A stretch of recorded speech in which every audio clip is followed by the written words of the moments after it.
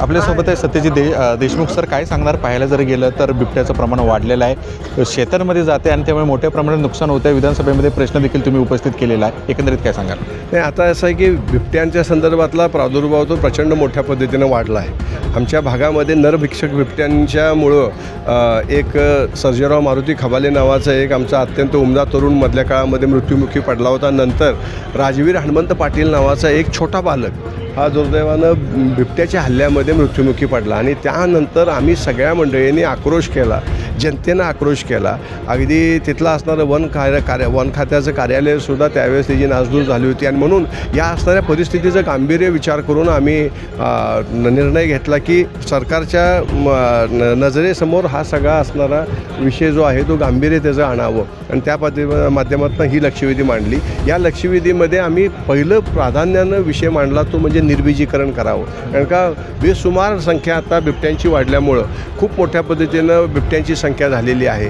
अगदी तुम्ही शिवारात जरी गेला तर तुम्हाला छोटी छोटी बिबट्यांची पिल्ली बघायला मिळतील. आणि मग त्याच्यावरती जर आपल्याला तातडीचा उपाय काय करायचा असेल तर निर्बीजीकरण करावं. निर्बीजीकरण करण्याच्या संदर्भात मला आदरणीय वनमंत्री महोदयांनी आश्वस्त केलं की आम्ही तशा पद्धतीची उपाययोजना करत आहोत. आणि 150 निर्बीजीकरणाचे प्रस्ताव आम्ही सुद्धा तुमच्या असणारे ह्या लक्षवेधीच्या माध्यमातून आम्ही दिल्लीला पाठवून 5च्या संदर्भातली प्रायोगिक तत्वावरती आम्हाला मान्यतासुद्धा मिळालेली आहे. सर, लक्षवेधीमध्ये मांडत असताना शेतकऱ्यांच्या जे पिकांचं नुकसान झालेलं आहे त्यांना नेमकं काय मिळणार? ह्या असं आहे की शेतकऱ्यांच्या चांगला प्रश्न आहे आपला.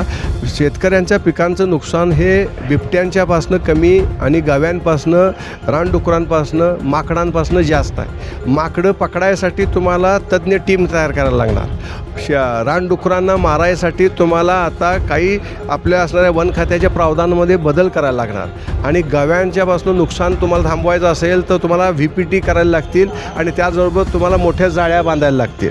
आता ह्या सगळ्या गोष्टीच्या संदर्भातला उहापोह मगाशी झालेला आहे. आणि निगेटिव्ह BDS सिस्टीम जी वन खात्यानं अवलंबावी अशा पद्धतीची मागणी आम्ही केली. आणि निगेटिव्ह BDS सिस्टीमचा फायदा असा आहे की एकदा का तुमच्याकडं पंचनामा झाला, रोजनामा झाला की त्यानंतर त्या असणाऱ्या संबंधित जो शेतकरी आहे त्याच्या खात्यावरती जेवढं नुकसान झालेलं आहे त्याची नुकसान भरपाई त्याच्या अकाउंटवरती पडते. त्याचा प्रश्न उपस्थित असताना देखील सत्ताधाऱ्यांच्याकडे दुर्लक्षित झालं आहे असं वाटतं तुम्हाला? कशाचे? कारण की यावेळी शेतकऱ्यांच्या बांधारावरती जाऊन शेतांचं नुकसान झालेलं आहे. कलेक्टरांनी त्याचा कुठं पंचनामा केलेला नाही. बिबट्यांच्या मार्फत एक लक्षात ठेवा, बिबाट हा हल्ला करतो.